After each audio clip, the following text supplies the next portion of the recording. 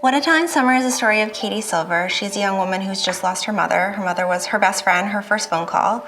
The two women had a trip planned to go back to Italy together. The scene of this magical summer that Carol spent there when she was a young woman before she met Katie's father and her whole life changed.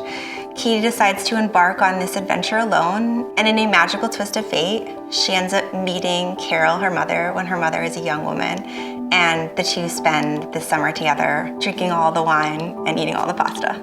Like Katie, my mother is also my best friend on my first phone call, and my mother spent this magical summer in Italy when she was 20 years old, and she fell in love for the first time there with this man named Remo.